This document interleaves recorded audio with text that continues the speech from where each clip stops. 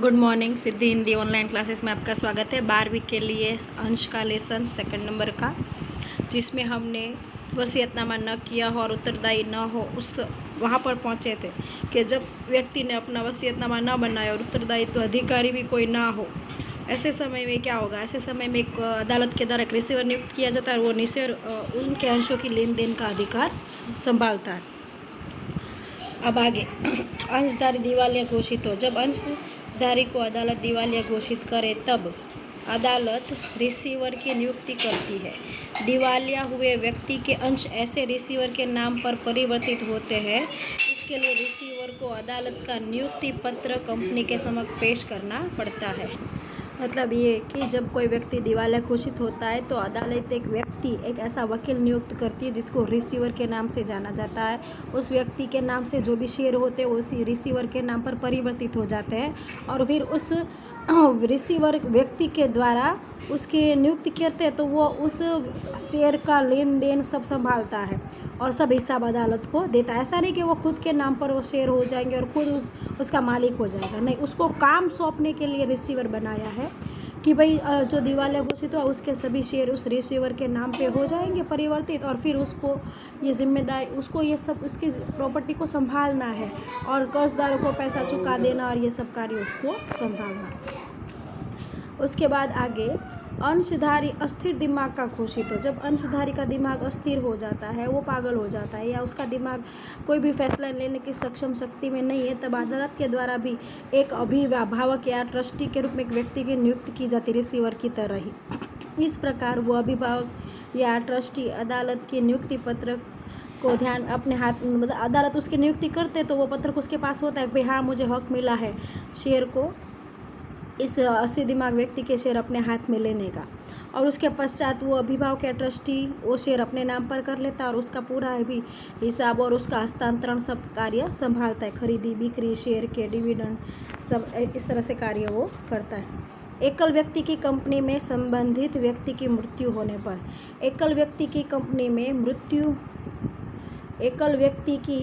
में मृत्यु होने पर जिस व्यक्ति को उत्तराधिकारी बनाया हो उसकी पहचान करके वो कंपनी मृत्यु पाने वाले के अंश उत्तराधिकारी के अब एकल व्यक्ति है उसकी मृत्यु हो जाने पर अब जिस व्यक्ति को उत्तराधिकारी बनाया है वसीयत में जिसका नाम लिखा है उस व्यक्ति के नाम पर सब शेयर हो जाएंगे, लेकिन अंशों पर मिलने वाला डिविडेंड यानी लाभ जो कानूनी प्रतिनिधि हो उसे मिलता है। उत्तराधिकारी जो हो उसके मिलेगा, कानूनी प्रतिनिधि हो उसको मिलेगा। इस प्रकार का प्रतिनिधि कंपनी की आयोजित सभा में भाग नहीं ले सकता। वह अब देखो वो उत्तराधिकारी है तो वो कोई भी सभा में अपना हिस्सा नहीं ले सकता, ना ही वोट कर सकता है ना ही वो हिस्सा ले सकता है। क्यों? क्योंकि मुख्य व्यक्ति है उसकी मृत्यु हो गई है, उसके बदले में यह व्यक्ति को डिविडेंड पाने का अधिकार है लेकिन उसको सभा में भाग लेने का कोई अधिकार नहीं। यहाँ पर एक MCQ आपको पूछेंगे, वह अंशधारी को मिलने वाले अधिकारों का उपभोग भी नहीं कर सकता। अंशधारी को जो अधिकार मिलेंगे वो अधिकार उसके उत्तराधिकारी को मिलते नहीं हैं। चलो, अंश की अनिवार्य हस्तांतरण की विधि। तो अनिवार्य हस्तांतरण मतलब कि कंपलसरी हो जाएगा। यहाँ पर तो क्या है कि भाई कानून के द्वारा अनिवार्य, कानून जिसको नहीं बोले कि भाई हाँ इसके कोई उत्तराधिकार इसके शेयर इसको दे दो, लेकिन यहाँ पर अपने आप ही जिसका परिवर्तन हस्तांतरण हो जाएगा। कब? तो कंपनी को जानकारी देना पहले मृत्यु की। जब व्यक्ति की मृत्यु हो जाए तो उसका लड़का यानी उसका पुत्र, लड़का ना हो तो उसकी पुत्री, और लड़का लड़की दोनों हो तो दोनों में आधा आधा, इस तरह से उसकी जो भी वसीयत उसके वारिसदारों को यानी उत्तराधिकारी को मिलेगी। लेकिन यहाँ पर क्या है कि अनिवार्य हस्तांतरण मतलब उन दोनों को मिल तो जाएगा लेकिन एक बार उनकी मृत्यु का सर्टिफिकेट कंपनी को देना पड़ेगा। तो देखो मेरे पिताजी की मृत्यु हो गई है या हमारे चाचा जी उत्तराधिकारी, उनके बच्चे नहीं हो तो उनके भाई या जो भी उनके परिवार वाले उत्तराधिकारी हैं उन लोगों को उनकी मृत्यु का सर्टिफिकेट जमा करवाना पड़ता है। तो अंशधारी की मृत्यु होने पर उसके उत्तराधिकारी या जो कानूनी प्रतिनिधि हो उसे सदस्य की मृत्यु की जानकारी कंपनी को देनी पड़ती है। संयुक्त अंशधारक में संयोगों में प्रथम अंशधारक की मृत्यु हो तब जीवित बचे हुए अंशधारक को या अन्य अंशधारक को स्वयं के नाम पर अंश परिवर्तन करने के लिए प्रथम अंशधारक की मृत्यु की जानकारी का प्रमाण पत्र देना पड़ता है। देखो समझ में, देखो अब बताती हूँ। 5 व्यक्ति है, पाँचों ने मिलकर शेयर लिए हैं। उसमें अंगूठे का नाम, यहाँ अंगूठे है उसका नाम पहले नंबर पर है और उसके बाद 4 उंगलियों का बाद में नंबर है। अब जो अंगूठे का नाम है ये वाला, वो उसकी मृत्यु हो गई, तो जो पहला नाम होता है ना, कंपनी उसके खाते में डिविडेंड जमा करती है। अब उसकी मृत्यु हो गई तो बाकी के 4 में से जो व्यक्ति है कि भाई वो 4 में से कोई एक व्यक्ति है जो अंगूठे के स्थान पर आ सकता है, तो वो कंपनी को जानकारी देगा कि भाई देखो अंगूठे की मृत्यु हो गई है और उसकी जगह पर मैं अब वारिसदार, मेरा मुख्य नाम लिख दीजिए, मेरे खाते पर डिविडेंड और सब जमा करवाइएगा।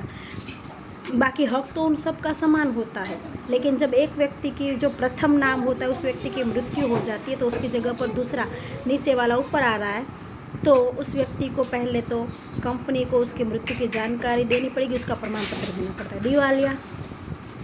दिवालियापन की जानकारी, जब कोई अंशधारी अदालत के द्वारा दिवालिया घोषित हो जाता है तो उसकी जानकारी रिसीवर के द्वारा कंपनी को करनी, उसके वकील के द्वारा कंपनी को कहते हैं कि वे देखो यह व्यक्ति दिवालिया घोषित हो गया। अस्थिर दिमाग संबंधी जानकारी, जब अंशधारी अस्थिर दिमाग का घोषित हो जाता है तो अदालत अभिभावक या ट्रस्टी की नियुक्ति करती है। इस अभिभावक या ट्रस्टी की नियुक्ति की जानकारी कंपनी को देनी पड़ती है। अब अदालत ने जिस अभिभावक या ट्रस्टी की नियुक्ति की है वो ट्रस्टी है, वो अदालत को समक्ष रजिस्टर एक प्रमाण पत्र देगी, कहेगी देखो अदालत ने मुझे इसका नियुक्ति या ट्रस्टी अभिभावक बनाया गया है, मैं इसका काम संभालूंगा, तो कंपनी उसको परमिशन देती है सब काम करने की। उसके बाद मालिक की हक की सत्यता की जाँच, कंपनी को सदस्य की मृत्यु, दिवालियापन, अस्थिर दिमाग संबंधी सूचना मिले उसके बाद अदालत ने जो हुक्मनामा दिया हो, अधिकार पत्र दिया, उसकी जांच सत्यता कंपनी के द्वारा। कंपनी अब इन लोगों ने जो भी सर्टिफिकेट दिया है, तो इसने मृत्यु का सर्टिफिकेट दिया होगा, इसने रिसीवर ने, अदालत ने उसको रिसीवर बनाया है तो वो अदालत का सर्टिफिकेट दिया होगा। यहाँ पर ट्रस्टी नियुक्त किया गया तो उसने अपना सर्टिफिकेट, इन तीनों ने जो भी सर्टिफिकेट कंपनी को दिया, कंपनी उसकी पहले जांच करेगी कि ये सही है या गलत, ये सब झूठ तो नहीं है ना। उसके बाद कंपनी के द्वारा नोटिस दी जाती है। रिसीवर उत्तराधिकारी द्वारा दिए गए प्रमाण पत्र, हुक्मनामा, उत्तराधिकारी पत्रों की जांच करने के बाद यदि कंपनी को उपयुक्त दस्तावेज संतोषजनक लगे तो कानून प्रतिनिधि को सूचना भेजती। अब सब जांच कर लिया तो रिसीवर के द्वारा उत्तराधिकारी जो भी उन्होंने प्रमाण पत्र भेजा है, हुक्मनामा भेजा है, उन सब की जांच हो गई तो कंपनी उसको नोटिस भेजती है एक आप प्रतिनिधि के रूप में कार्य कर सकते हो। संचालक मंडल, फिर संचालक की सभा उपस्थित होती है, उसमें सेक्रेटरी है, वो कहता है कि देखो इस व्यक्ति की मृत्यु हो गई है तो ये उसका उत्तराधिकारी है या ये रिसीवर है या ये इसका अभिभावक है या ये ट्रस्टी के रूप में सिलेक्ट किया गया है। तो सभी संचालक देखेंगे, जांच करेंगे और संचालक उसमें परिवर्तन करके टिप्पणी करेंगे भी हाँ ठीक है, पुराने का नाम निकाल के नए का नाम आप रख सकते हो, ऐसा संचालक अनुमति दे देते हैं। तब सेक्रेटरी क्या करता है, उसका नया नाम लिख देते हैं, पुराना व्यक्ति की जिसकी मृत्यु हो गई उसका नाम काट लेते हैं। तो नोटिस का उत्तर मिलने के बाद कंपनी कानूनी प्रतिनिधि के नाम पर अंश परिवर्तन का प्रस्ताव करती है। यह ठहराव करने के बाद अंश परिवर्तन पत्रक में आवश्यक टिप्पणी भी की जाती है।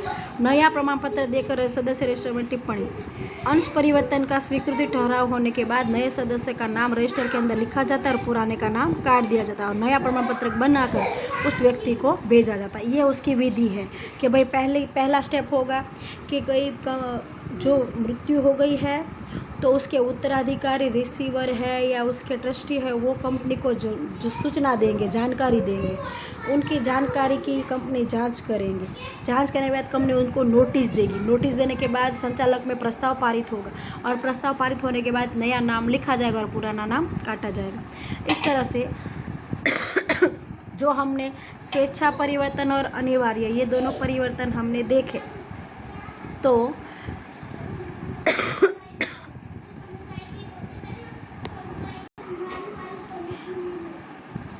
ये है अनिवार्य परिवर्तन और ये है अनिवार्य वैधानिक अंश का हस्तांतरण और ये है स्वैच्छिक परिवर्तन। व्यक्ति स्वयं ही, अनिवार्य नहीं सॉरी, व्यक्ति स्वयं ही अपने शेयर किसी को बेचे उसे स्वैच्छिक कहेंगे और व्यक्ति ना चाहने पर भी उसके शेयर किसी और को मृत्यु हो गई है, वो बेचता नहीं पर उसकी मृत्यु हो गई, दिवालिया घोषित हो गया, अस्थिर दिमाग का हो गया, तो कौन सी विधि।